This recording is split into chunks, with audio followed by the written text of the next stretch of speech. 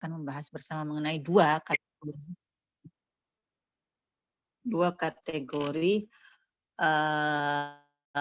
penulisan terkait matan hadis, yaitu pertama adalah al-mustakhrajat dan kedua adalah ar-marasil. Jadi dua hal yang sangat berbeda ya. Jadi nanti tolong di makalahnya pada saat menyebutkan metode atau sistematika itu nanti di sendiri-sendiriin aja, langsung misalnya mustakhraj lebih dulu semua dihabiskan, nanti kemudian di bawah marasil gitu, supaya biar yang baca itu nanti nggak bingung gitu, nggak bingung, nggak kebalik-balik, nggak repot membedakan oh ini mustakhraj apa marasil gitu ya. Kemudian terkait penulisan karya Ibu Abu Dawud, jadi kan tadi sempat disebutkan tentang sunan juga. Nah nanti karena ini membahas mengenai marasilnya, jadi tolong yang berkaitan dengan sunan nanti dihilangkan dari makalahnya. Oke, sekarang kita masuk ke al-mustakhrajat. Jadi mustakhrajat itu apa sih? Mustakhrajat itu adalah seperti yang kita sebutkan tadi, yaitu seorang musannif menyebutkan pertama ini ya, seorang memilih dulu mau mengambil dari kitab mana gitu ya, mau mengambil dari Sahih Muslim boleh, Sahih Bukhari boleh, kemudian Kutubus Sunan juga boleh, atau misalnya dua-duanya jadi satu juga boleh. Nah, kenapa sih mereka kan sudah ada Sahih Bukhari, Sahih Muslim, Kutubus Sunan, kemudian ada Musannafat, kemudian ada Ma'ajim, kemudian ada Mustadrakat. Kenapa aku perlu ditulis kitab dengan metode mustakhrajat? Nah, jadi ini terkait dengan sanad ya. Jadi kan tadi disebutkan mustakhraj itu seorang musannif memilih salah satu kitab sahih atau kitab yang lainnya, kemudian dia mentakhrij atau mengeluarkan hadisnya dengan sanadnya milik dia sendiri, bukan sanad pemilik kitab yang asli. Jadi kalau misalnya di Sahih Muslim itu jalurnya lewat Ibnu Abbas dari Umar bin Khattab misalnya begitu. Nah di sini di dalam mustakhraj itu hadisnya sama, tapi orangnya jalur sanadnya berbeda gitu. Jadi nanti ketemu di gurunya atau di atasnya.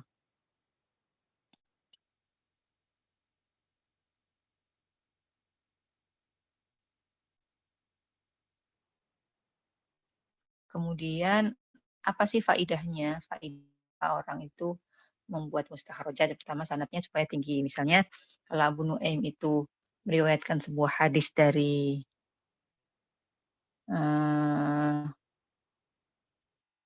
siapa? Dari Abdul Razak dari Sahih Bukhari. Nah, nanti itu ketemunya di gurunya seperti itu. Kemudian ya supaya ziyadah. Jadi semakin banyak jalur periwayatan itu kan semakin bagus statusnya hadis itu.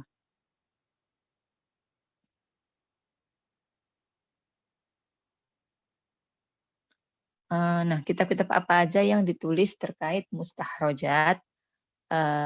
Jadi banyak sebenarnya mustakhraj. Ini saya belum share screen ya, tunggu sebentar. Saya share screen dulu.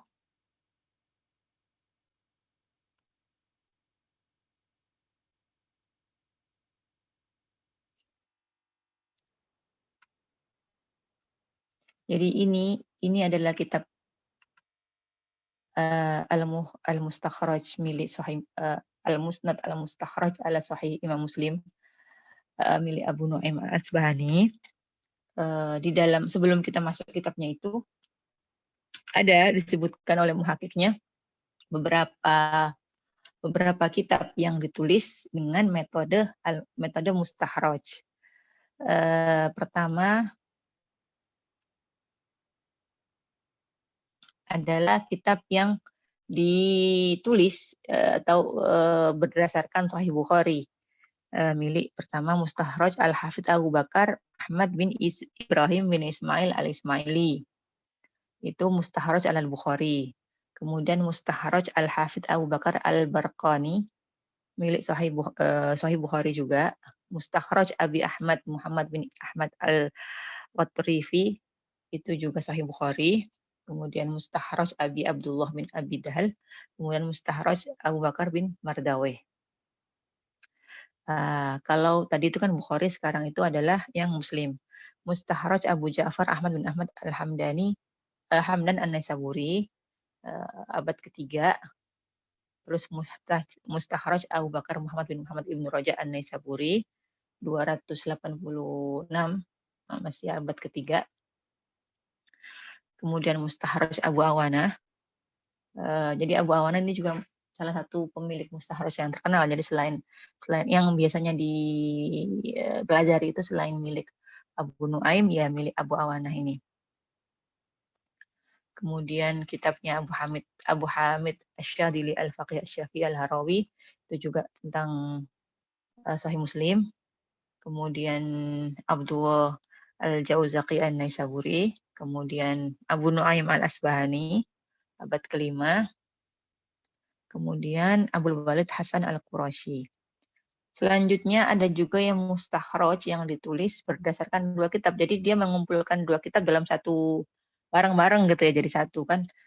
Selain hadis, jadi hadis Bukhari dan Muslim dijadikan satu dalam satu kitab, kemudian dibuatkan mustakhrajnya.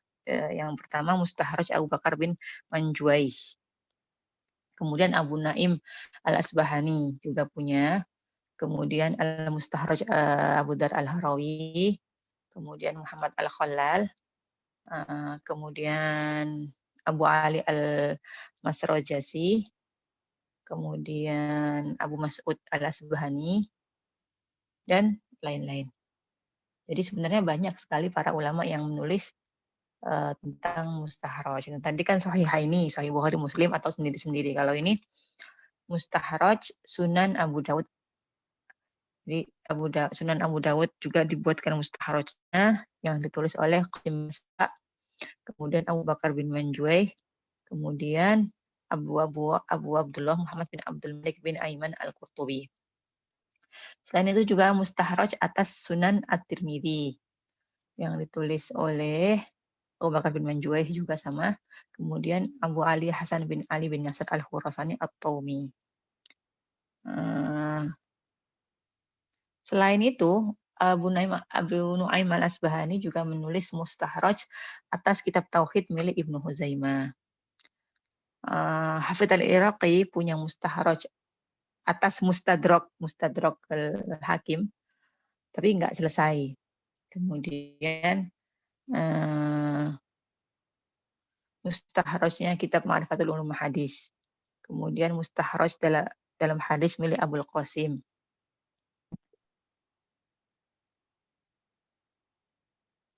Nah, ada ciri-ciri khusus terkait mustakhrajat yang membuat dia ini spesial gitu ya, bahwa pertama mu'alifnya itu tidak harus nanti hadis yang disebutkan di mustakhraj itu tidak harus sama persis lafadznya dengan hadis yang di kitab yang diistikhrajkan. Itu jadi ada kemungkinan nanti itu di antara, misalnya nggak sama persis antara di hadis yang kita akan temukan di Sahih Muslim dengan yang akan kita temukan di mustakhraj Abu Nuaim ala Sahih Muslim. Ada perbedaan atau mungkin ada nanti riwayat hadis bermakna seperti itu. Kemudian nggak mesti pemilik mustakhraj itu nggak mengharuskan agar hadis yang dia tulis itu sahih. Yang penting adalah tujuannya itu adalah sanadnya lebih tinggi atau lebih pendek daripada yang ada di kitab yang di Muslimnya misalnya gitu.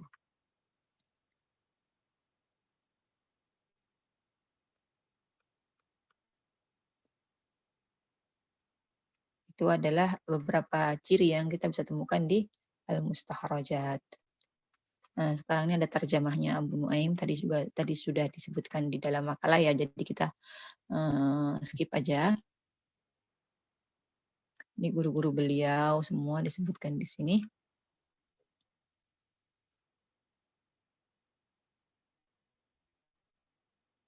Karangan-karangan beliau apa saja juga, kemudian kapan beliau wafatnya 430 Hijriah pada hari Senin 21 Muharram di Isfahan. Isfahan itu sekarang Iran ya.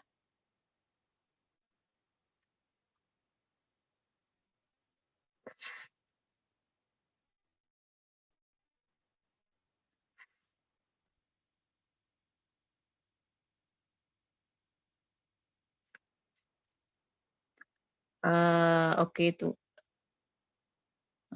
jawabannya nanti aja. Ini ada pertanyaan dari Winda, tapi nanti aja saya teruskan dulu ya.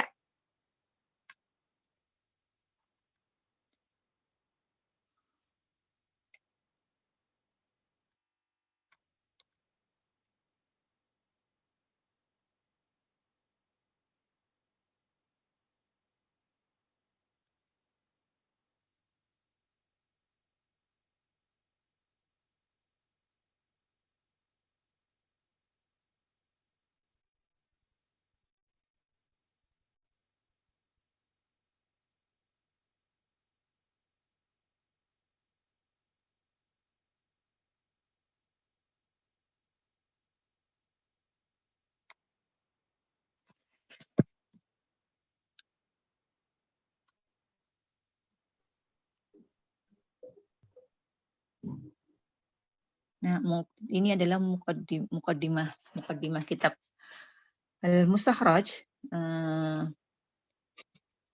Habarana Syekh Al-Jalil Abu Hasan bin Su'aud bin Abi Mansur Ibnu Muhammad bin Hasan Al-Khayyat.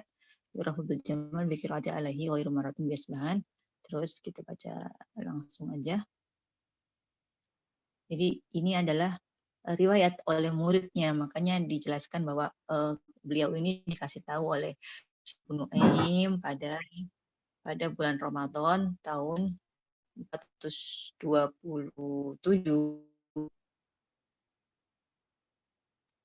Jadi kalau misalnya beliau itu wafat 430, berarti ini 3 tahun sebelum beliau wafat. Beliau menuliskan ini ke muridnya.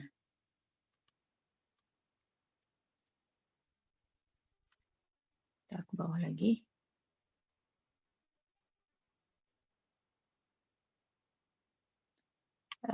Kemudian ini adalah yang hadis pertama yang disebutkan oleh beliau.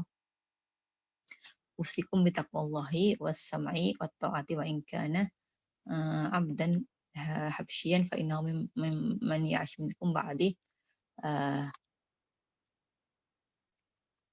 Kemudian yang kedua, hadatsana Abu Bakar bin Yusuf dan seterusnya.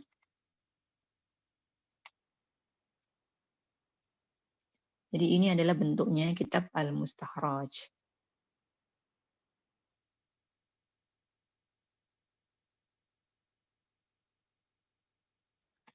Mungkin juga nggak semua hadis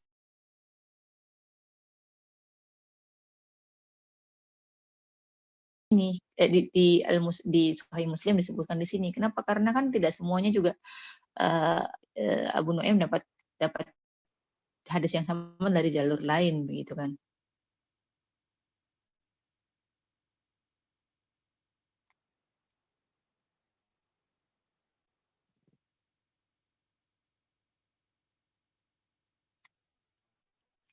Jadi ini teman-teman, ini adalah kitab Al-Mustakhraj.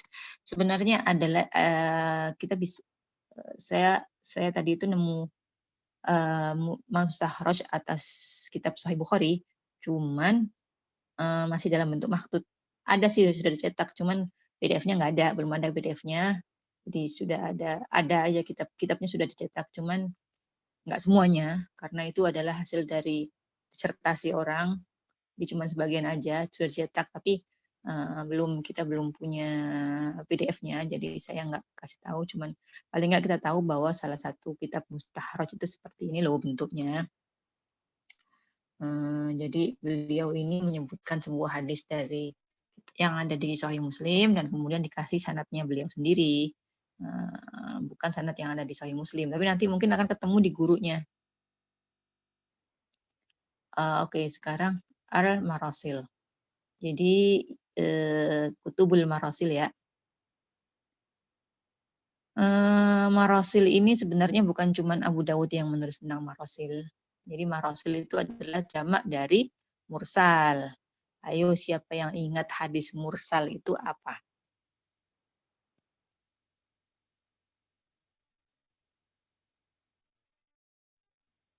Ada yang ingat?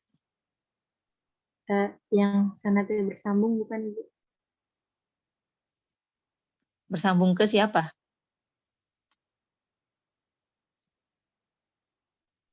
Bersambung ke Nabi. Ya kalau ini dong, musnad dong nanti kalau bersambung ke Nabi. Jadi hadis mursal itu, ayo siapa yang masih ingat? Gimana? Yang tentang perawinya dari golongan yang diriwayatkan langsung dari Nabi. Gimana? Syaratnya yang bersambung ke tabiin, Bu. Iya, jadi enggak mursal itu ini apa? Mursal itu ya hadis yang cuman sampai ke tabiin gitu ya. Atau dihilangkan salah satu dari ujungnya di sahabat itu. Dihilangkan. Jadi misalnya sampai Malik bin Anas aja, padahal kan pasti di atasnya itu ada orang lagi gitu ya, ada siapa tapi nggak disebutkan di situ.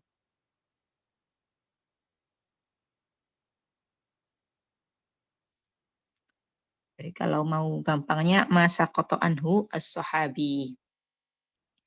Jadi yang gugur dari hadis tersebut seorang sahabat gitu. Nah, tentunya kayak misalnya Nafi ini kan tabiin. Kemudian dia berkata, kalau Rasulullah seperti ini, Rasulullah memerintahkan kita seperti ini. Nah, padahal kan kalau nggak mungkin tabiin itu ketemu Nabi kan. Yang ketemu Nabi itu kan sahabat. Nah, berarti di situ ada satu sahabat yang dia nggak disebutkan oleh Nafi di situ. Nah, sehingga ada perbedaan pendapat antara para ulama terkait hukumnya hadis mursal itu seperti apa. Jadi kalau mursal itu ya kalau ada yang bilang doif, ada yang bilang hujjah, dan ada yang bilang mentafsil atau membedakan gitu ya, maksudnya merinci.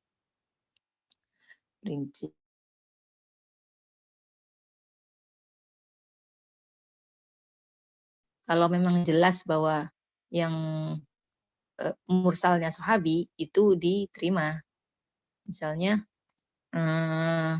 gini, ada sahabat yang junior kayak Abdullah bin Mas'ud atau misalnya Abdullah bin Abbas gitu ya. Dan dia mengatakan dulu Nabi memerintahkan begini gitu kan. Tapi nggak mungkin si anak sahabat tersebut ketemu Nabi pada saat itu karena dia masih kecil, atau karena dia itu nggak mungkin kayak misalnya meriwayatkan hadis tentang peperangan, tapi kan karena kecilnya nggak mungkin dia ikut perang kan, karena Nabi sendiri nggak memperbolehkan orang-orang yang masih di bawah umur itu untuk pergi ikut berperang sama Nabi. Kenapa kok dia bisa meriwayatkan hadis kepada Nabi? Nah, itu namanya mursal, tapi mursalnya mursal sahabi. Jadi ada mursalnya tabiin, tapi ada juga yang mursal sahabi. Jadi mursal yang ujungnya itu sahabi, tapi sahabinya nggak mungkin ketemu Nabi pada saat itu karena ya pas kecil atau emang nggak ada di tempat itu atau gimana lah. Yang jelas itu namanya mursal sahabi. Nah, kalau mursal sahabi itu diterima. Kenapa kok kita bisa temukan ada banyak marasil? Pertama, karena kadang-kadang orang tuh tasawul karena zamannya itu masih dekat dengan Nabi, maka ya udah langsung aja mudah gitu langsung meriwayatkan Nabi dulu berkata seperti ini, Nabi dulu memerintahkan seperti ini. Tanpa orang itu lagi di atasnya itu nggak disebutkan. Kemudian ya intinya muncul marasil itu ya karena memang tasahul atau nggak terlalu ketat harus menyebutkan semuanya gitu kan. Karena memang pada masa-masa awal itu perhatian terhadap jalur periwayatan dengan sempurna harus menyebutkan semua orangnya itu memang tidak terlalu ya karena semuanya sudah kenal masing-masing sudah kenal jadi tahu ini yang siko siapa yang dhaif siapa sehingga kadang-kadang nggak perlu menyebutkan semuanya tuh sudah paham gitu.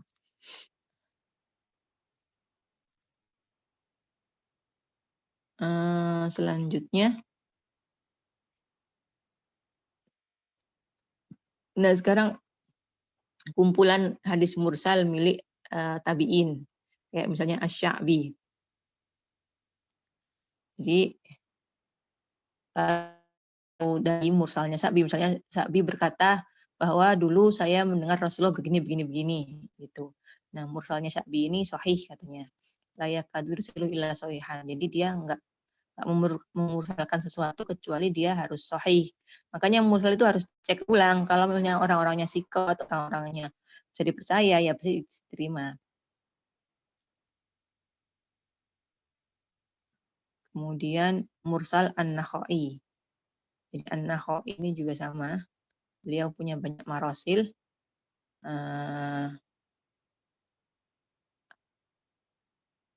Marasil Ibrahim sahihatun illa hadis Tajir al-Bahraini wa hadis Faqaha. Jadi Ibrahim an-Nakhai ini mursalnya semuanya sahih. Katanya seperti itu. Jadi meskipun nggak menyebutkan sahabat yang ada di atasnya beliau, tapi diterima hadisnya. Makanya harus harus jeli gitu siapa aja yang mursalnya diterima, siapa saja yang tidak. Nah, sekarang marasil Ibnu al-Musayyib. Sa'id bin Musayyib dia mengatakan bahwa Sa'id bin Musayyib itu kan anaknya sahabat dan beliau ketemu dengan 10 orang yang dijamin masuk surga. Dan dia itu seorang faqih gitu ya. Makanya dia diterima mursalnya. Kemudian Syuraih al-Qadi, Qadi Asy-Syuraih. Itu juga sama sahih seperti juga. Jadi mursalnya Syuraih itu sahih seperti mursalnya Ibnu Musayyab dan An-Nakhai. Jadi meskipun ini mursalnya tabi'in, jadi semua ini tabi'in, tapi lima gitu. Mursalnya mereka itu qorib atau dekat dengan mursalnya sahabi. Kemudian Al-Hasan. Al-Hasan juga sama. Terus Ibnu Sirin. Katanya Muhammad Ibnu Sirin sihahun aidon. Jadi mursalnya mereka ini, mursalnya Ibnu Sirin juga dianggap sahih.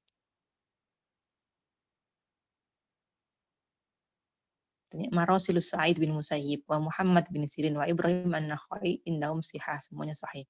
Kemudian marasil Muhammad al-Munkadir sama sihah juga diterima. Kemudian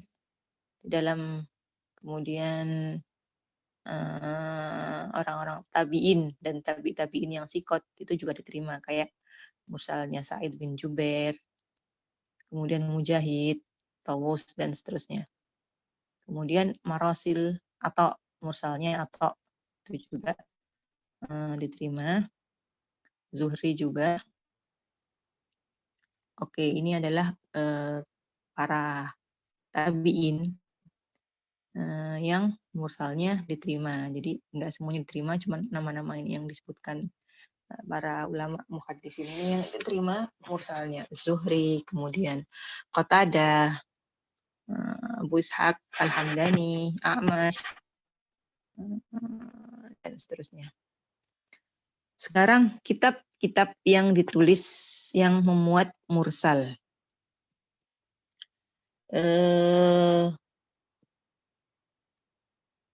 Pertama adalah kitab mursal milik Abu Hatim Ar-Razi. Jadi di sana itu beliau mengumpulkan mursal-mursal yang beliau punya, bisa dijadikan satu. Nah, itu namanya mursal milik Abu Hatim Ar-Razi. Kemudian ada lagi At-Tafdhil li Mubhamatil Marasil milik Khatib Al-Baghdadi. Kemudian Jami'ut Takhsil li Ahkamil Marasil milik Salahuddin Khalil bin Kaykaladi. Kemudian Tukhfatut Tafsil fi Dzikri Ruwatul Marasil. Kemudian Tukhfatul Ashraf juga termasuk, dalamnya juga ada Marasil. Selain mengumpulkan di kitab 6 itu juga mengumpulkan juga mursal. Oke, sekarang kita lihat bagaimana sih kitab mursal Abu Dawud itu.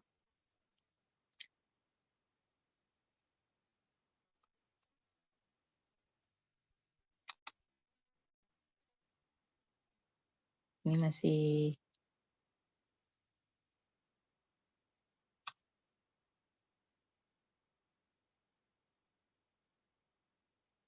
jadi di dalam toharoh itu ada 5 mursal, kemudian wudhu ada 6, kemudian sholat ada 7,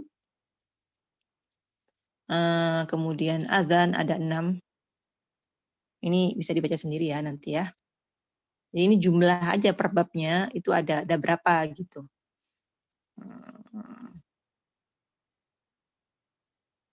Jadi urutannya sama ya kayak kayak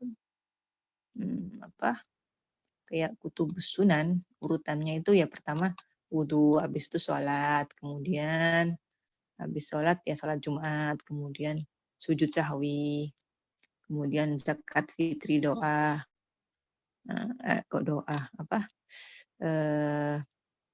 hibah, zakat, kemudian diat dan seterusnya. Ini terakhir adalah pembahasan mengenai at-tayarah atau firasat. Nah, toharoh 3 ya, 3 atau 5 gitu. 1, 2, 3, 4, 5. Kan 5. Oke, kita baca toharoh.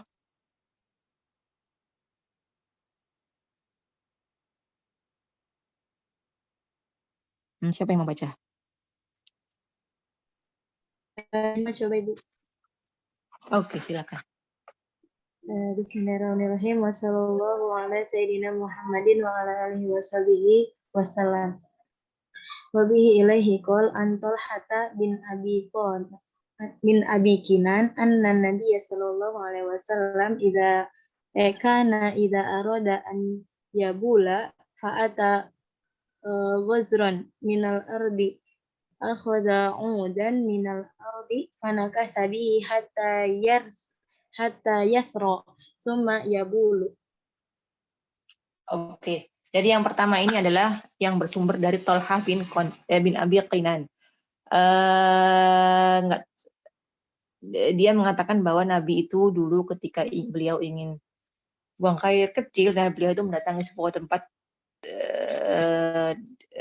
sebuah tanah gitu ya, tanah kosong gitu ya. Kemudian beliau kemudian dia menggali sedikit, kemudian beliau kencing di sana. Nah, ini kan kita nggak disebutkan semua riwayatnya kan. Contohnya yang kedua misalnya Al-Hasan. Anil Hasan anan Nabi kana idza dakhala al-khala qala Allahumma inni bika minal khabathi wal muhabbathi ar-rijsan najis asyaitonir rajim. Jadi cuman begini aja disebutkan begini, nggak disebutkan kayak hadisnya ini sampai ujungnya itu siapa saja jalur sanadnya, enggak, tapi cuman disebutkan dari Tolhah, dari Hasan, dari Makhul bahwa Rasulullah melarang begini begini begini. Kemudian Isa bin Zadan dari ayahnya bahwa Rasulullah falian takfir dikru salasan. Kemudian dari Atha bin Abi Rabah qala Rasulullah idza syaribtum fashribuhu massa'an fa idza istaktum fastaku aradon. Udah seperti itu aja. Bentuknya marasil itu kayak gini. Jadi cuma disebutkan satu orang. Siapa? Musa bin Ismail dari Hamad. Ini kalau misalnya ada jalurnya ya disebutkan. Kalau nggak ada ya cuma satu aja, ujungnya saja. Jadi seperti ini bentuk daripada kitab Marasil Abu Dawud. Sekarang kita lihat di Fihris. Itu nanti kita bisa temukan. Misalnya milik si Fulan ada berapa gitu.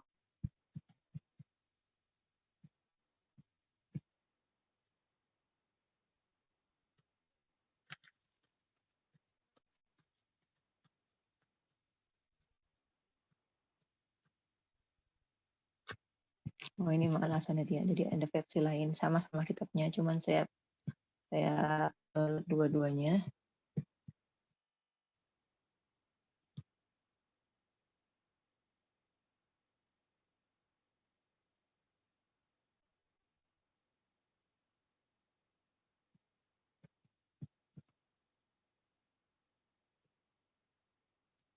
Jadi Marasil Abu Daud ini cuma satu jilid aja.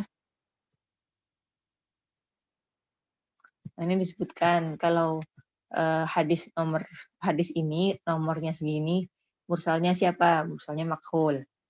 Kemudian ini siapa orangnya. Jadi orangnya siapa yang meriwayatkannya itu disebutkan di sini. Kalau misalnya mau tahu milik siapa, ya udah dilihat di sini. Misalnya Atha bin Yasar atau Hasan Al Basri. Oh ini hadisnya. Tapi ini diurutkan alfabet ya. Jadi hadis yang diawali dengan huruf dulu, kemudian terus nanti ba dan seterusnya.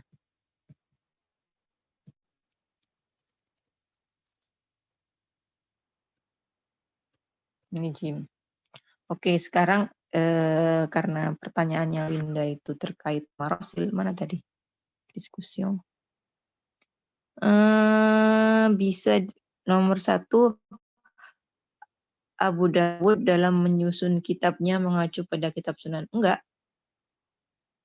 Jadi kan ini mursalnya, jadi kumpulan. Jadi kalau di Sunan, ya Sunan beliau menulis Sunannya dengan metodenya. Jadi memang beliau sengaja mengumpulkan hadis-hadis yang beliau terima. Dan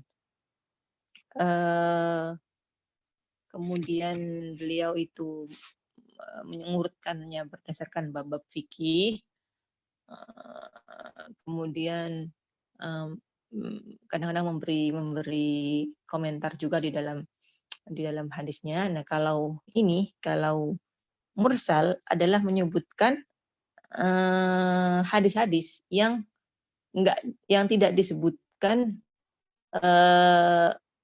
sahabat di atasnya. Kayak tadi misalnya Qatadah atau siapa tadi namanya, Sa'id bin Musayyab itu kan tabi'in. Beliau nggak menyebutkan hadis sahabat yang di atasnya. Jadi langsung dia berkata, saya mendengar Nabi berkata seperti ini. Meskipun di Marasil ini juga diurutkannya berdasarkan abwabul fikih sama. Jadi kalau dalam pengurutannya itu sama, pakai metode abwabul fikih. Jadi bab-bab fikih ya. Kayak toharo dulu, habis toharo sholat, habis itu haji dan seterusnya. Tapi kalau dalam isi beda. Jadi kalau Sunan Abu Dawud kan disebutkan semua sanadnya, kemudian dijelaskan kadang-kadang dijelaskan bagaimana statusnya sebuah hadis dan sebagainya. Kalau ini cuman disebutkan si fulan mengatakan seperti ini. Nomor 2, apa latar belakang Abu Dawud menyusun ini, bukankah beliau sudah membuat kitab sunan? Iya, memang kan isinya beda. Satunya itu adalah marosil, satunya adalah hadis yang ujungnya nggak disebutkan gitu. Makanya namanya marosil. Yang satunya namanya sunan. Kemudian kalau sunan kan kitab yang dibuat untuk mengkaji fikih lebih minat sahih untuk mengetahui hadis yang rajih. Yang sahih untuk mengetahui hadis yang rajih, yang sahih riwayatnya. Nah, kalau mustadrak, mustakhraj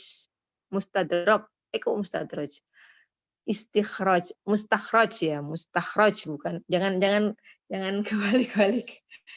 Ada mustadrak, ada mustakhraj. Kalau mustadrak itu dari daroka.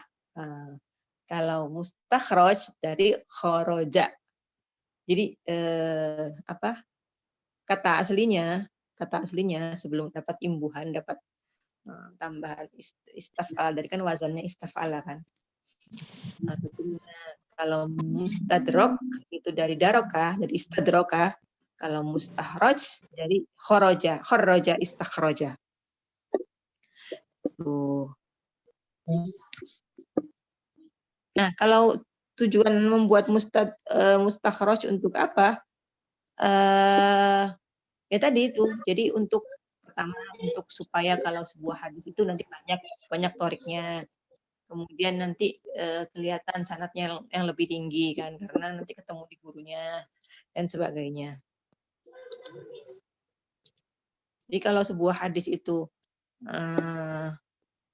makin banyak jalur periwayatannya kan makin kuat, nanti statusnya nanti bisa naik gitu kan. Dan semakin banyak rawinya, jalurnya semakin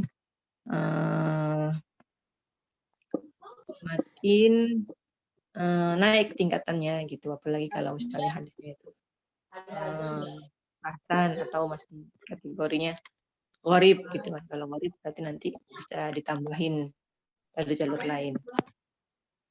Seperti itu.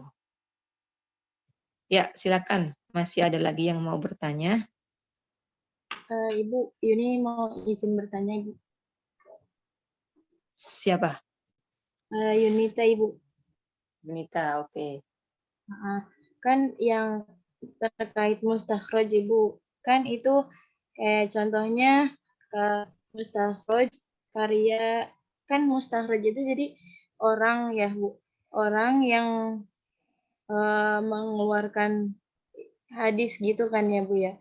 Nah, dan itu berbeda dari, contohnya sanadnya itu berbeda dari kitab yang dirujuk gitu kan ya, Bu. Nah, itu kira-kira ya orang itu ngambil sanadnya itu dari mana, Ibu? Gitu, Bu. Jadi masih bingung. Oh iya, mustakhraj, jadi sanadnya itu berbeda. Kan misalnya gini, hadis yang dari yang ada di Sahih Muslim itu, misalnya contohnya kita aja ya, siapa namanya, Yunita dapat dari saya dapat dari guru saya, gitu aja ya. Nah, itu jalur yang ini hadis kita ada di Sahih Muslim. Kemudian kalau di mustakhraj berarti hadis yang sama, tapi misalnya rawinya siapa? Misalnya didapat Cindy misalnya, Cindy dari jalur Cindy, nanti Cindy ke siapa namanya lagi, misalnya Bu Iva, nanti ke gurunya siapa, tapi nanti gurunya itu ketemu. Jadi sama-sama saya dan Bu Iva ketemu berguru dari satu orang misalnya, cuman beda jalurnya gitu. Paham nggak? Hadisnya sama, hadisnya satu. Mungkin ada perbedaan, misalnya satunya hadisnya disebutkan lengkap panjang, ada yang cuma bagian aja. Tapi hadis itu sama, tapi yang berbeda apa? Yang berbeda adalah jalurnya. Coba saya cari, saya buka Sahih Muslim dulu biar nggak bingung. Ya tadi harusnya dibukakan Sahih Muslim ya.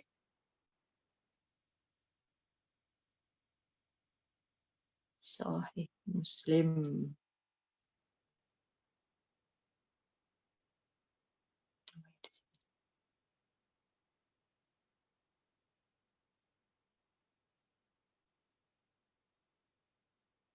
Jadi seperti itu ya, sambil saya cari, ya bukakan Sahih Muslim, teman-teman kan.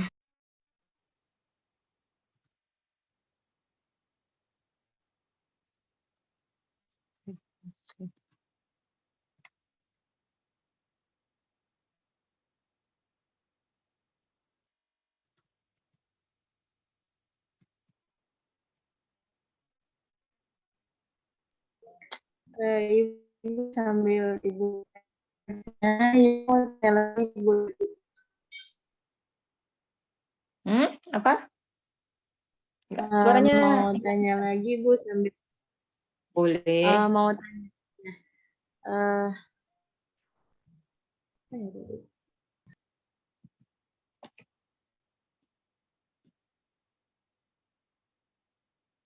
Yang ini Bu terkait yang mursal gitu kan. Bukan, masih mustakhraj Bu. Itu kan dia nggak mementingkan sahih atau dhaif ya Bu kan. Yang penting tadi sanad tertinggi gitu ya Bu. Nah, tapi kalau di dalam mustakhraj sendiri itu hadisnya bisa dibilang semua hadis yang dalam mustakhraj itu dia bisa diamalkan ya Bu? Atau ada hadis yang di dalam mustakhraj itu yang nggak bisa diamalkan gitu?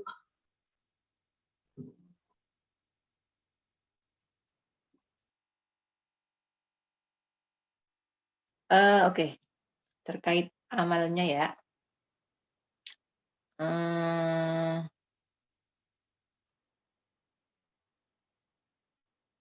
Karena yang di mustakhraj ini beliau itu ingin menyebutkan menyebutkan sanad jalur lain daripada sebuah hadis, berarti nanti ada kemungkinan hadis yang versi lainnya itu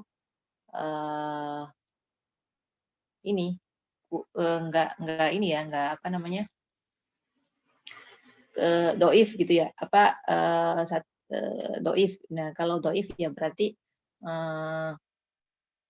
yang dipakai itu adalah yang sahihnya, tapi yang doifnya dipakai sebagai mutabaat atau syawahid aja.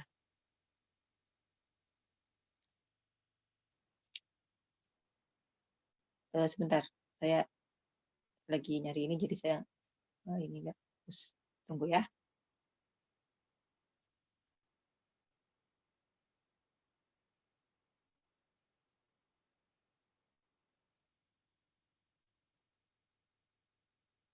Kan hadis itu kalau ada banyak versi, banyak satu hadis diriwayatkan dari banyak jalur, itu kan diperbandingkan dulu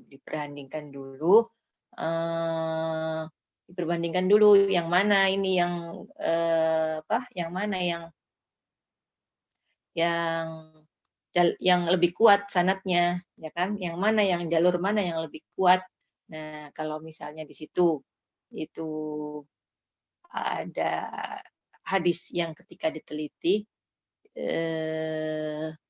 itu lebih kuat, kemudian ada juga yang satu lagi misalnya setelah diteliti itu hadisnya itu lemah karena misalnya salah satu rawinya kurang hafal dan sebagainya. Nah, tentu saja yang dipakai hujah adalah yang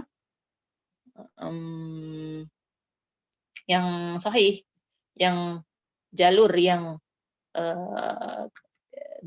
doif itu dipakai sebagai penyangga atau penguat daripada yang doif tadi.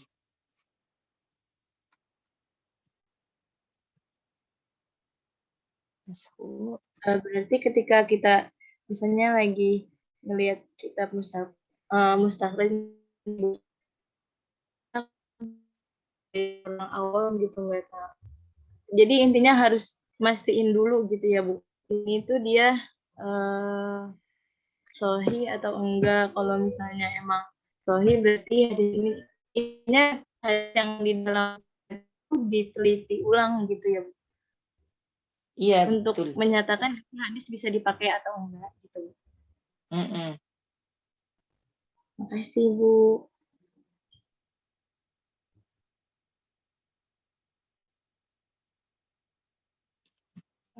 Sebentar. Al-masfu alal khuffaini. Tunggu ya.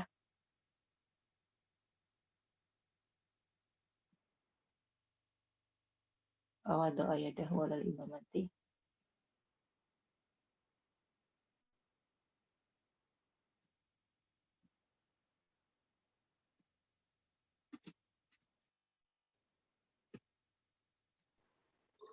Ibu, saya izin bertanya, Bu. Boleh, Bu? Boleh, boleh. Ya, Bu. Saya tadi masih belum paham, Bu. Kan yang marosil itu kan hadisnya itu sanadnya cuma sampai ke tabiin ya, Bu. Tapi kan tadi ada yang diterima gitu. Itu kenapa bisa diterima gitu tadi, Bu? Saya masih kurang paham. Karena orangnya dianggap sikoh. Jadi ketika misalnya orangnya itu bukan terkenal orang yang berbohong, kayak misalnya Sa'id bin Musayyib, orang. Jadi tergantung. Jadi kalau mursalnya tabiin, kalau mursalnya dia gini, misalnya kan ada kalau misalnya orang tersebut masuk ke kategori tabiin, kayak Qatadah, kayak Sa'id bin Musayyib, kayak siapa tadi? Ibrahim An-Nakhai, itu kan tabiin. Harusnya marosilnya itu masih diperdebatkan statusnya. Ada yang bilang bisa dipakai hujah, ada yang bilang nggak dipakai hujah, ada yang bilang harus ditafsil. Harus ditafsil itu harus diperinci apakah orangnya ini termasuk orang-orang yang sikot atau bukan. Makanya di dalam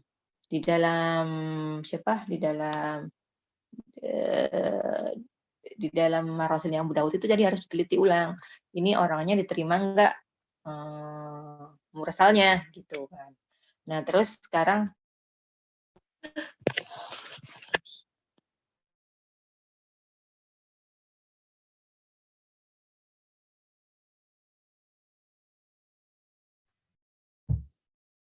dengar nggak suara saya?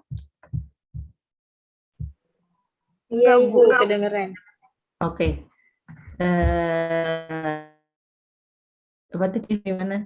Kalau mursalnya sahabat itu pasti diterima gitu kan, karena para sahabat kita tahu bahwa mereka itu adil dan sebagainya. Yang menjadi masalah adalah mursalnya tabiin yang perlu dicek ulang orangnya ini sikoh atau bukan. Kalau sikoh oke diterima, kalau nggak sikoh nggak.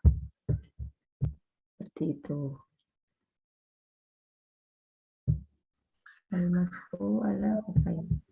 Itu Bulan gimana? Kira-kira? Ya, Bu. Terus ini kan banyak yang kita udah pelajari tuh ya, Bu, ya mu'jam, terus mustadrak, pokoknya yang ini tadi lah, Bu. Itu masih ada lagi nggak sih, Bu, setelah ini? Nah, macam-macam penggolongan kitabnya gitu, Bu? Nanti kayaknya ada arba'inat, jadi kumpulan hadis dalam satu maudhu tertentu, misalnya tentang puasa aja. Kalau biasanya kan kalau sunan atau yang lainnya itu kan semua bab masuk kan. Ada juga yang pembagian yang kayak misalnya cuman satu aja, kayak misalnya 40 hadis mengenai sholat, 40 hadis mengenai apa, atau kayak gitu. Tapi yang jelas yang utama ya ini aja, siapa, Al-Ma'ajim, kemudian Sunan, kemudian Musannaf, Mu'jam, dan seterusnya. Kemudian ada fawaid juga nanti, atau sohifah, atau ajza. Tapi itu nggak terlalu kalau ajza itu yang tadi kayak misalnya hadis-hadis tentang sholat aja, atau misalnya hadis-hadis yang terkait isinya itu kayak amal yaum wal lailah, jadi tentang amal-amal. Kemudian fawaid, apa faidah itu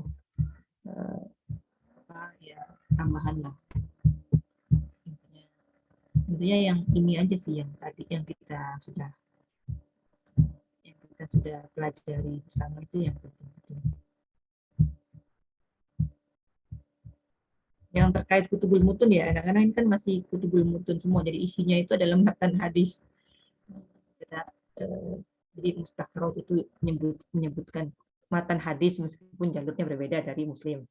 Rasul yang menyebutkan matan hadis yang meskipun rawinya itu yang paling ujung nggak disebutkan, yang sahabinya nggak disebutkan. Mu'jam bagaimana, mustadrak seperti apa, dan seterusnya.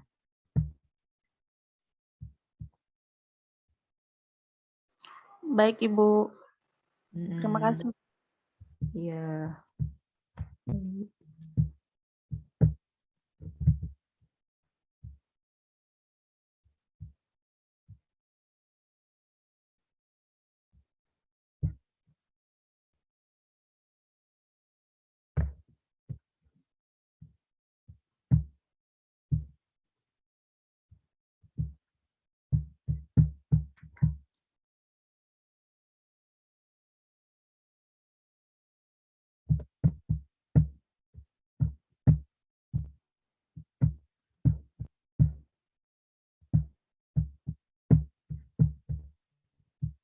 Nah, sama Abu Nuaim ini juga dijelaskan, misalnya dalam marosilnya, dalam mustakhrajnya itu dijelaskan kalau di Muslim itu riwayatnya dari siapa.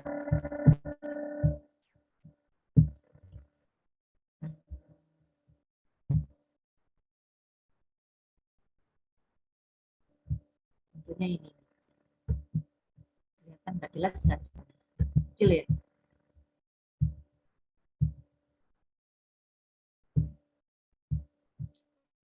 Hadis hadasnahu Ahmad bin Yusuf ibnu Khalad, hadasana Al Haris bin Abi Usama, hadasana Yazid bin Harun, hadasana Sulaiman At-Taimi an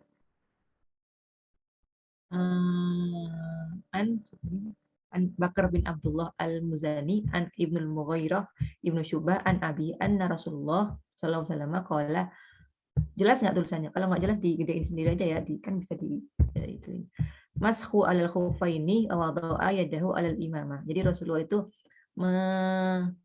membasuh khufain, atau apa sih, kaos kaki yang kulit itu yang kalau kalau memakainya itu bisa kita nggak wudhu, cuma membasuh aja.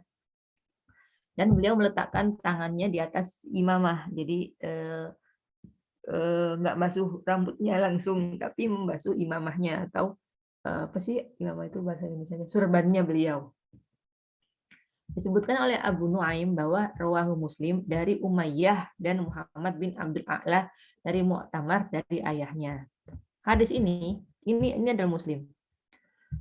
Hadasana Umayyah bin Bistam wa Muhammad bin Abdul A'la qala hadasana Mu'tamar, ya kan, Mu'tamir an abihi dari ayahnya. Dari ayahnya qala hadasani Bakar bin Abdullah bin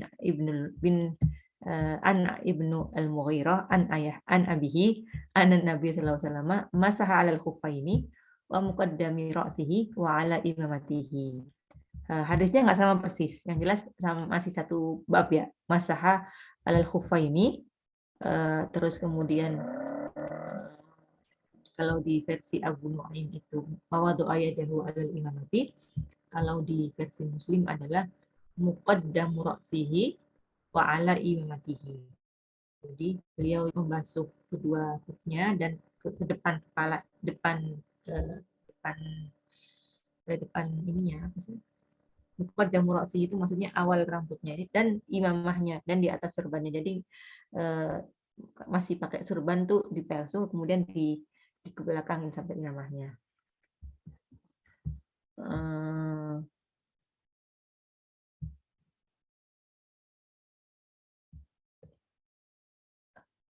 ketemunya di mana Abu Nuaim dengan Muslim di mana? Di sini. Ibnul Mughirah dan Ibnul Mughirah dari ayahnya. Kan ketemunya di ini Ibnu Mughirah. Ini juga di sini Ibnul Mughirah dari ayahnya. Jadi setelah Ibnu Mughirah, Abu Nuaim ngambilnya dari jalur Bakar bin Abdullah al-Muzani. Oh sorry, ini masih ada Bakar ya, sorry. Bakar masih termasuk, berarti dari Abul Mu'tamir, dari Harun, dari Sulaiman At-Taimi. Jadi ketemunya di Bakar ini, Bakar bin Abdullah. Kalau di sini Sulaimannya udah berbeda. Kalau di sini Sulaiman, kalau di sini ayahnya Mu'tamir. Itu perbedaannya. Sekarang sudah jelas belum antara versi Sahih Muslim dengan versi mustakhrajat?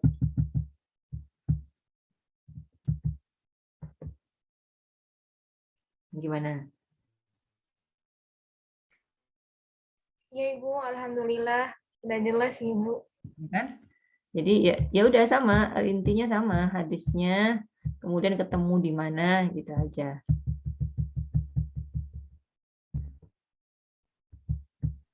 Jadi kalau mustahrodnya Abu Nuaiman ini dari apa ya, sanadnya beliau gitu ya Bu ya? Sanadnya beliau sendiri, Abu Nuaim punya sanadnya. Jadi Abu Nuaim ini, sebentar.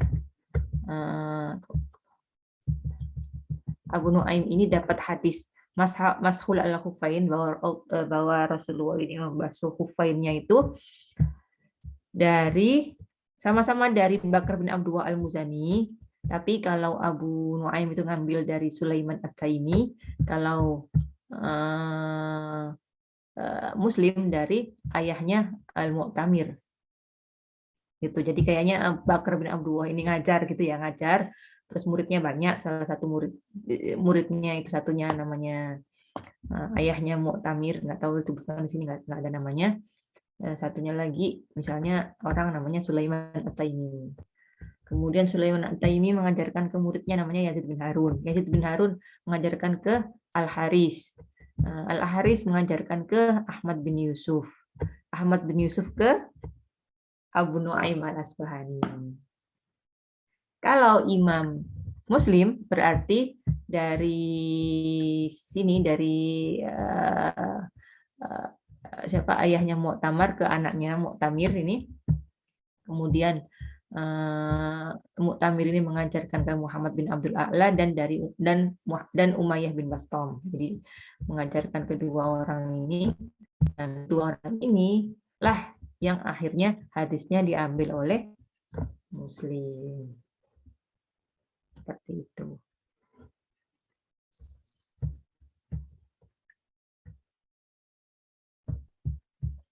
Ya, terima kasih Bu. Alhamdulillah Ibu Ya, paham. sama. Masih ada lagi yang mau ditanyakan?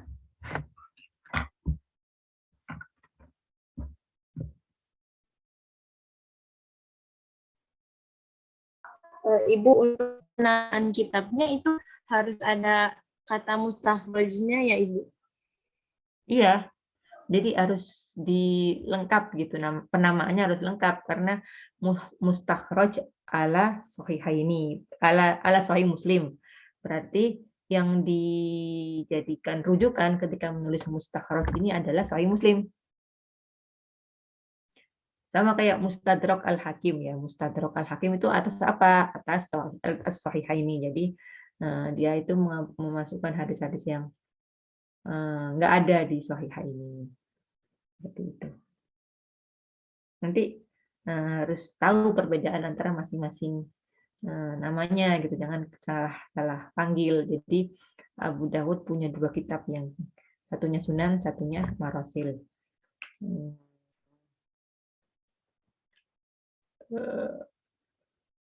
Jangan kebalik-balik gitu ya.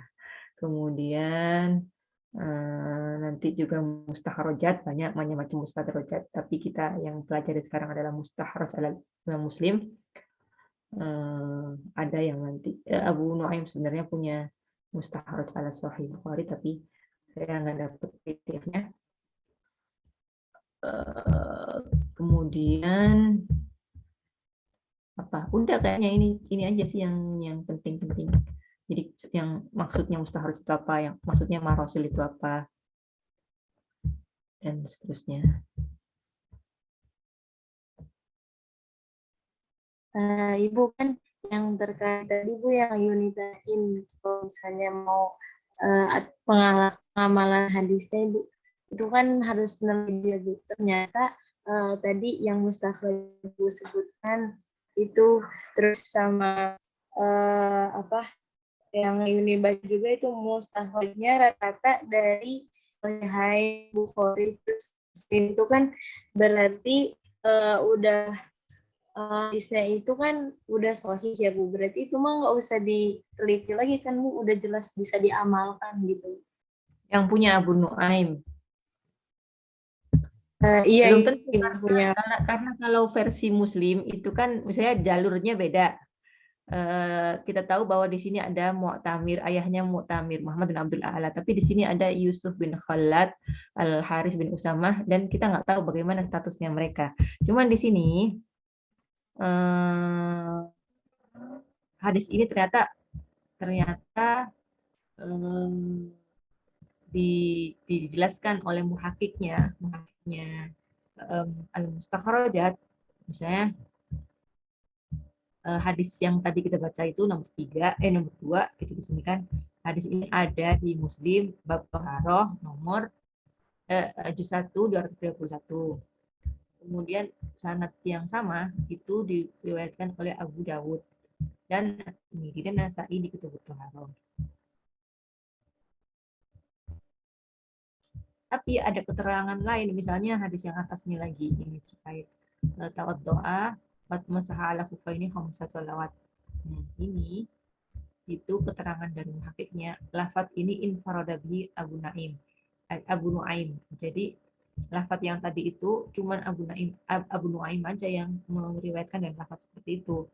Sementara yang lain kayak Muslim dan Abu Dawud dan At-Tirmidzi, An-Nasa'i dan Ibnu Majah itu beda gitu ya, beda hadisnya, beda lafaznya.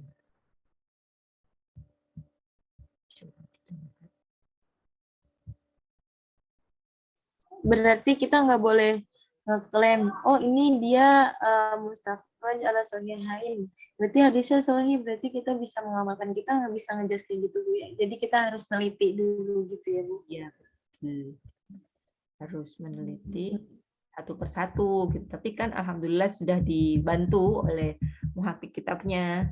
Jadi di sini misalnya dijelaskan kalau memang lafadznya itu cuman ada di kitab Abu Nuaim, dijelaskan lafadz ini infarada bi Abu Nuaim. Jadi cuman versi beliau, versi Abu Nuaim aja yang seperti ini, versi Muslimnya beda gitu.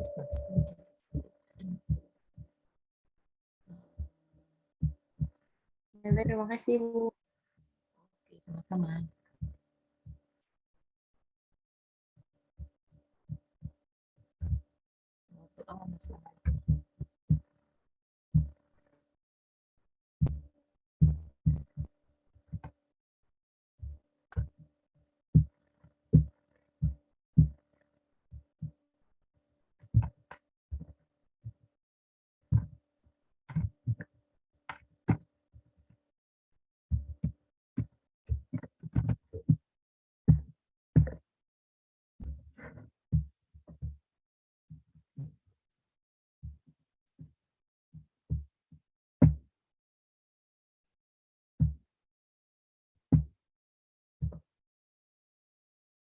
Ini Maktabah Syamilah, tapi Maktabah Syamilah yang versi online ya.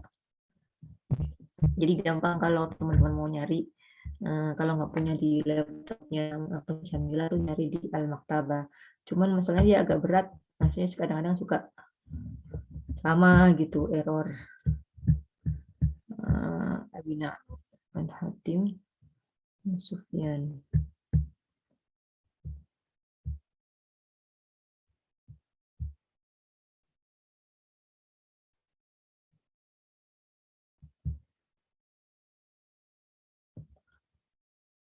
bukan ya.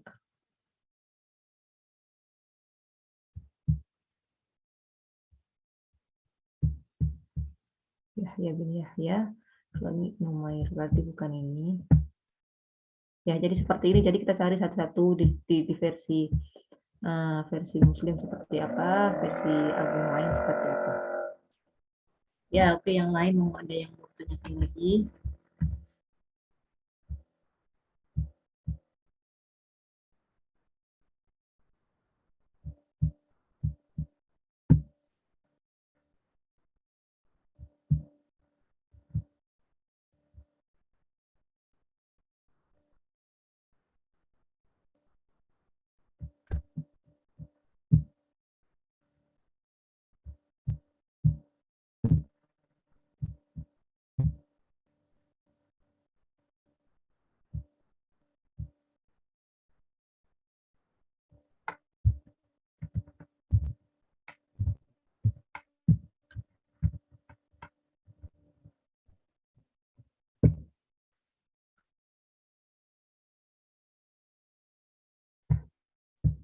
Kok nggak ada?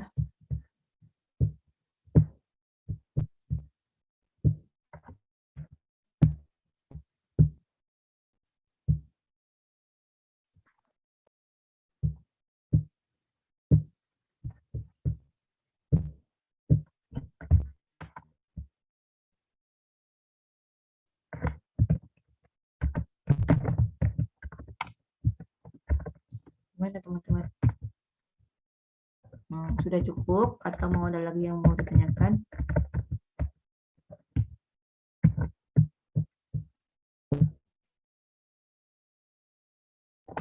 Ini berarti sudah nggak ada setoran siang-siang ya? Ada Ibu. Habis ini Masih ada. ada, Ibu. masih ada Ibu. Ada.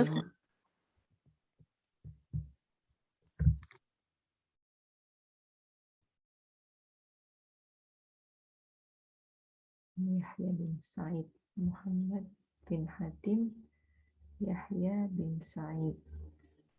Jadi harus kita nggak boleh terus